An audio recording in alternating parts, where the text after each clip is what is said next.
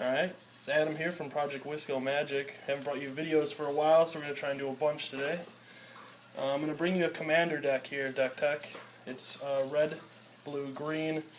More green so than red and blue, which is why there's a few more basic forests, but the basic lands aren't really what's important here. There's, I think, 35 lands. I haven't counted them exactly in a while, but I'm going to start running through a few of the non-basics, get the borings out of the way. I'll stop if I hit some that are kind of key to the deck, but otherwise I'm just going to go through them quickly. We got an Is It Boiler Works, Trans-Guild Promenade, I'll put them up here, Temple of Abandon, Opal Palace, Gruul Guildgate, Rupture Spire, Temple of Mystery, Nykthos, which is really nice in this deck. Being as green is the biggest color, I can produce a lot of green mana off the devotion cost pretty easily. Kalani Garden. Stupid card. That makes a little blocker. Mosswort Bridge, which is nice. The hideaway ability lets me find something off the top 4 cards. And I can generally play it for 1 forest pretty easily. 10 power is not too hard for this deck to produce pretty quickly. Temple of the False God, Vivid Creek, Is It Guildgate, Command Tower, Simic Growth Chamber, Good card. Homeward Path, another card I really like for really any commander deck because there's a lot of them out there that like to steal your creatures. This one makes sure that never happens, at least not for long if it does. Reclary Tower, Slippery Karst, Evolving Wilds, and Halimar Depths. And when I choose my non-basic lands, I try to choose ones that if I get way too many lands, I can cycle them or I can use them for other things. And the commander of this one, since I didn't say yet, is Maelstorm Wanderer. I find him to be an exceptionally powerful commander with his double Cascade plus giving haste. Even if I'm behind in a game, just casting this can throw down 2 creatures sometimes that are big and then give them all haste, swing, and the game's over before my opponent knows what's going on. So he's pretty good. So I'm going to start running through the deck here. I'll start with Planeswalkers. I'll start with one that I'm not sure if I'm going to keep her in the deck yet or not. I'm going to try her out first. Best Planeswalker ever. Kiora. I think that her -1 ability is really the most powerful ability here for this deck because hand advantage and mana ramp is what this deck does really well. The other abilities aren't really that important, which is why I don't know that I'm going to keep her in here or not. These. Just center it though. That's good. Alright.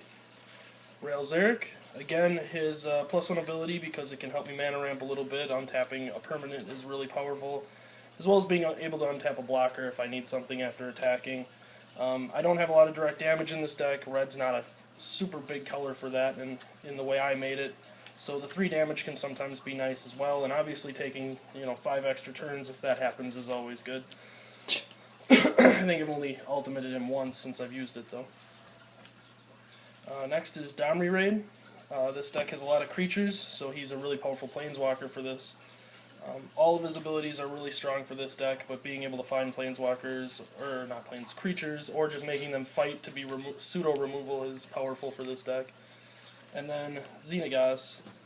Obviously, +1ing to make a bunch of mana is extremely strong, and I can make a few creatures if I have to make it, I don't know, buy more time or do what I have to do, but usually I use him for his +1 ability. Next will be Artifacts.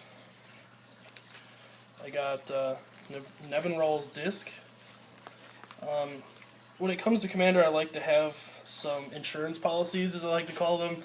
It's a good way where if I fall behind, I can wipe everything. It starts to stall my opponent if he's getting way too far ahead. They don't want to cast things because it'll just get destroyed if I need it to. It's a good card. Soul Ring, amazing mana ramp, 1 for 2 basically. Pretty good for any commander deck build. Eldrazi Monument. I don't usually cast this unless I'm about to win the game, being as the drawback is I have to sack a creature to keep it alive every turn. But the fact that it makes all my creatures flying and indestructible is usually enough to just sort of end the game in 1 or 2 turns. So I don't usually cast it till late game, but unless I accidentally cascade into it, which has happened a number of times, but I can usually find a way to make it work. We'll go with the 2 legendary enchantment artifacts. I got Bident of Thassa and Bow of Nylea, both powerful cards in any deck that can use them. One lets you draw a bunch of cards, the other one basically has 9 different abilities. It seems like that all kind of work. Probably the weakest ability with the bow is the 2 damage, just because most creatures in Commander are bigger than 2, but it's not really that big of a deal. Enchantments, one of my favorite enchantments is Mirari's Guile. Essentially it lets you scry 3 at the beginning of every single upkeep for 1 mana. You can't put the cards on the bottom, but you can look at the top 3 and rearrange them every single turn, which is really nice. Primeval Bounty. This deck can produce a lot of lands in 1 turn, so it can gain me a ton of life, as well as make my creatures stronger, and make 3/3 green beasts pretty easily. So all the abilities work really nice for this deck. And Asceticism is powerful, just that it protects all my creatures. Makes my opponents come up with a way to get rid of this, or it's pretty much going to be done real soon because they can't take out any of my threats. I have a few instants here, not very many. I got Brainstorm, just a card advantage hand or deck or card. Lets me look at the top 3, put 2, and then draw 3 cards, and then put 2 back on top of my deck in any order. I like using this early to find lands if I don't have the right colors, or just switch out cards that maybe have too high of a mana cost for cards that have a low mana cost that I need sooner than later. Summoning Trap, better against some decks, since if I'm playing against blue with a lot of counter spells, I can play this for 0.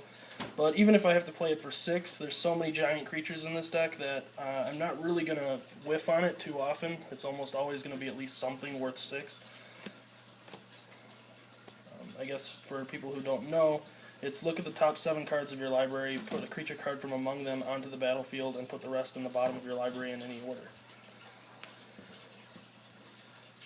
And then I have Blue Sun Zenith, just a huge card draw engine. Even if I can only cast it for 6 or 7 mana, that's still drawing 3 or 4 cards. And since Blue Sun Zenith gets mixed back into my deck after it gets used, I can use it multiple times in 1 game. So it's pretty good. And then I have Faded Infatuation, which, it's good in a lot of ways. It's a nice clone card because I can use it on my opponent's creatures if they have something really good that I want. I can also use it on one of my powerful creatures just to get a second one if I need it. Then it lets me scry 2 when I copy them, or do it on my own turn, which is also nice. We'll move on to sorceries. I was actually thinking of putting that in this deck, but... Yeah, I have like 3 Faded Infatuation. I like that card a lot. Me too. Alright, I have a lot of sorceries for this deck. Covenant of Minds. Reveal the top 3 cards of your library. Your opponent may choose to put those cards into your hand. If not, you put them in your graveyard and draw 5 new cards. My opponent almost never lets me draw 5 new cards, but even drawing 3 cards for 5 mana is fine with me. It's great if I get rid of 3 cards and then I can draw 5 new ones. I have a little bit of way to bring cards back from the graveyard, so it can suck depending on what goes in there, but it's not that important to me. Rain of Thorns, 6-drop, choose 1 or more, destroy target artifact, destroy target enchantment, or destroy a land. I like this, even though it costs a lot, it's Commander, it's pretty easy to get to this amount of mana quickly, the games go long, and the fact that it almost always is going to have a function no matter what makes it worth it to me. I also have a creature that lets me double that from time to time, so it can destroy 2 of everything instead of just 1. Distorting Wake, 3 islands and then X, return X target non-land permanents to their owner's hand. I've won games with this card, being able to bounce away a few creatures or an enchantment or an artifact or something that's getting in your way. And since it's specific bounce, it's really nice. Same with Washout. It's not quite as specific. But I'm getting jumbled on that word all of a sudden. 4, return all permanents of the color of your choice to the owner's hand. Sometimes it can backfire a little bit since I might have to bounce some of my own permanents, but if I'm playing against a black deck or a white deck, I never have to bounce my own stuff and I can bounce all their stuff, so it's really nice. Devastation Tide, just another mass bouncing spell. You can either cast for 5, or if you happen to draw it for Miracle, it casts for 2, which is even better. Those cards are basically in there for when if I fall behind because I'm mana ramping, but I'm not drawing any creatures or something, I can buy myself some time. We got Decimate, 1 red, 1 green, 2 colorless, destroy target artifact, target creature, target enchantment, and target land. The only drawback to this card is you have to have all 4 targets to cast it, otherwise you can't, but I'm okay with destroying my own enchantment or artifact if I have to, just to destroy a good creature, plus a land, plus whatever else. I mean, usually I'm going to get pretty big advantage with this card when I use it. Then I have Ponder. Pay 1, look at the top 3 cards, put them back in any order. I can shuffle my library, then draw a card. If my top 3 cards are lands or something completely unnecessary, it allows me to shuffle my deck. Otherwise, it's just a nice scry type effect, and then lets me draw a card. Sleep. Tap all creatures target player controls. They don't untap during their next untap phase. Basically, it's just an end game card. I tap all your blockers, then I attack you. There's not much you can do to stop it without a counterspell.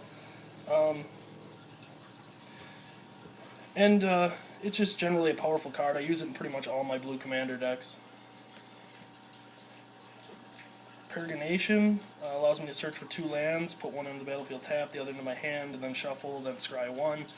It's just a mana ramp card, pretty basic, but it also allows me to scry, which I like, so I thought I'd try it out, see how well it works. We have Concentrate, just draw 3 cards for 4. Then I have Harmonize, which is just draw 3 cards for 4. It's just the green version of Concentrate. I like hand advantage in this deck a lot, so I use a lot of it. I have Preordain, scry 2, then draw a card, another hand advantage card, and Ancestral Vision, suspends for 1, has no mana cost, so you have to suspend it for 4 turns, and then after 4 turns you draw 3 cards, so essentially on your 4th turn you draw 4 cards for 1 mana, which is pretty powerful. We have a few more mana ramping cards here. Boundless Realms, cost 7. You look for X basic lands, where X is the number of lands you control, so it essentially doubles your lands. I'm only using 16 basic lands in this deck, so sometimes this card doesn't double my lands, because I don't have enough in the deck to double it with, but even if I search for 10 lands, it's still pretty effective, especially along with a couple of the other cards, like the enchantment that gains me 3 life every time a land drops. It can be a nice combination. Search for Tomorrow, 3 mana to search for a land and put it into play, or I can suspend it on turn 1 for 1, and it suspends for 2 turns. I like it because I can cast it from my hand. I don't have a lot of turn 1 plays in this deck, so I can cast it on turn 1 for suspend, and then in 2 turns I'm going to be mana ramped to 4 land. Otherwise, for 3 it's still not bad just to search for a land and put it into play, and it's not tapped, so it's good. Attempt with Discovery, 4, search your library for a land card, put it onto the battlefield. Each opponent may search his or her library for a land card and put it onto the battlefield. For each opponent who searches his library this way, I get to search for another land and put it onto the battlefield. So essentially for 4, I can search for a land and put it on the battlefield, and then if my opponent chooses to do the same, I get to search for 2 lands instead of just 1 and put it onto the battlefield, or 3 or 4. In a multiplayer game, this is really powerful, but even in a 2-person game, 2 lands for 4 is not bad. And then Rude Awakening, 5-drop, untap all lands you control, or until end of turn all lands become 2/2 creatures that are still lands. I don't think I've ever used the 2/2 creatures part of this card. It's a fine way to win if you get there, but I usually just use it to untap all my lands and just have an obscene amount of mana in 1 turn, cast a bunch of really powerful big creatures to set up for the next turn win. But it does have that option if your opponent has nothing to block with anyway. And then Praetor's Council. It costs 8, but it returns all cards from your graveyard to your hand, and for the rest of the game you have no maximum hand size. I've used this card a lot in this deck. I really like it. The no maximum hand size is really nice because along with a lot of the blue cards I have that draw cards, I tend to have 7, 8, 9 cards all game long. So it's nice not to have to discard. As well as being able to pick up all the powerful spells that I already casted off, put them back in my hand, and use them again. It's certainly nice to have. And now the rest of the deck is all creatures, which is the biggest part of this deck. Just start from the top of the pile here. It's more green than any other color, but that's just because green has the biggest creatures. Alright, first I got Nessian Wild's Ravager. Not sure if I'm going to keep this card or not. We'll see how it works after I run it a few times.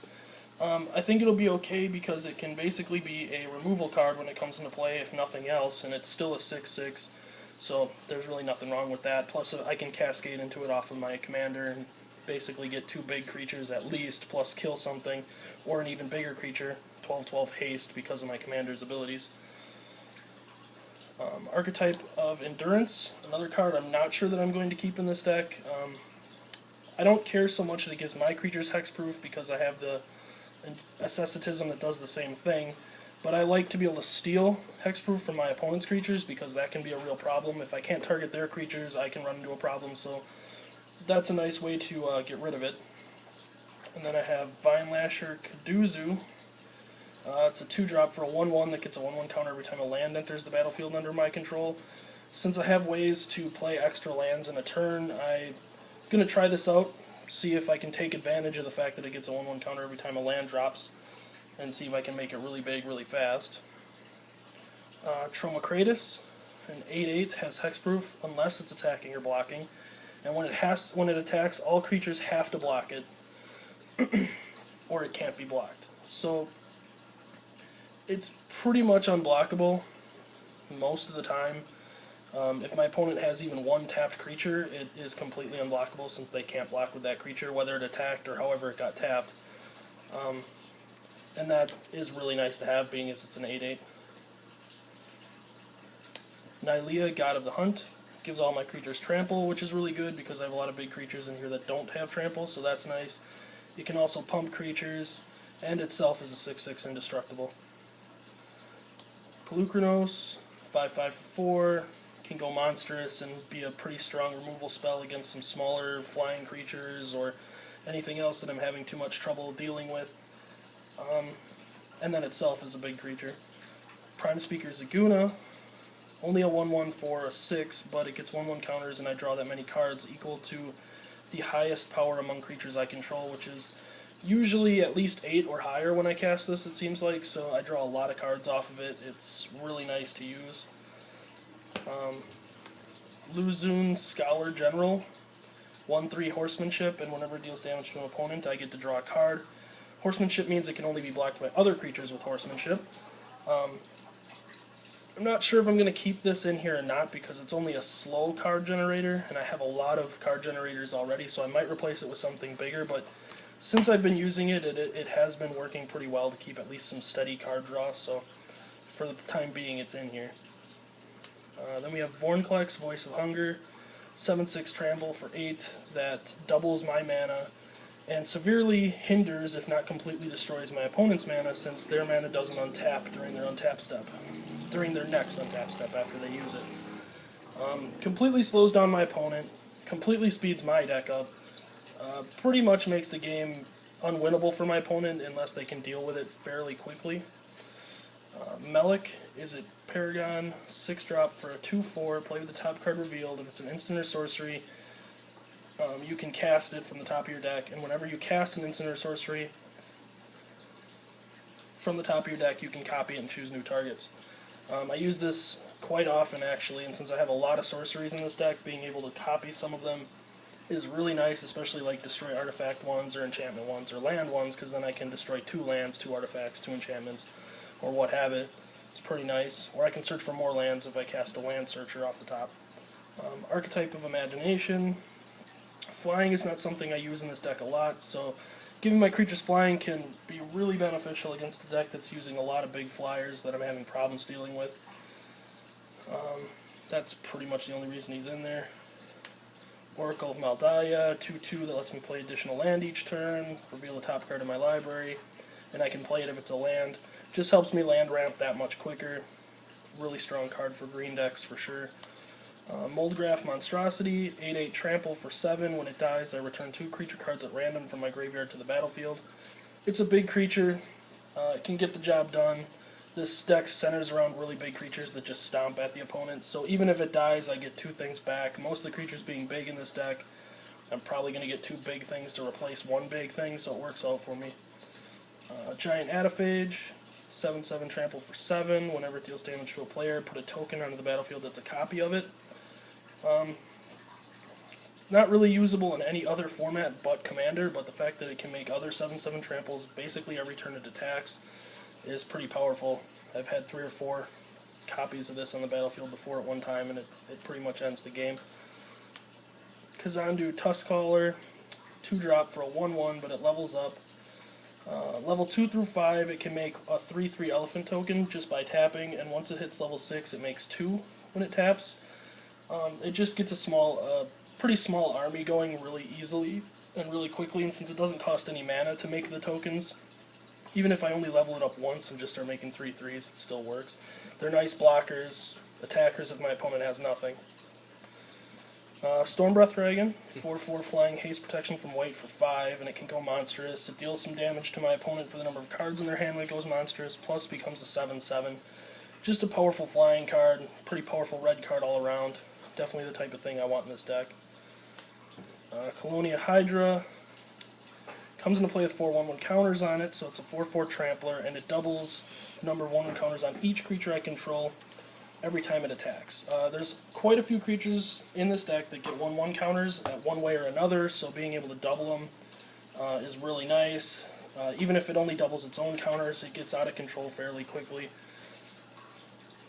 Sylvian Primordial, I know that it's banned, I don't care. I don't play by those rules.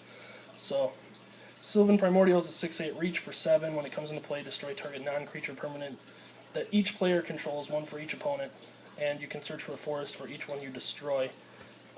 It's just nice to take care of an artifact or enchantment that's been giving you problems, plus it gives you a little bit of mana ramp, and it can deal with flyers. I use that too. Yeah, I don't care that it's banned.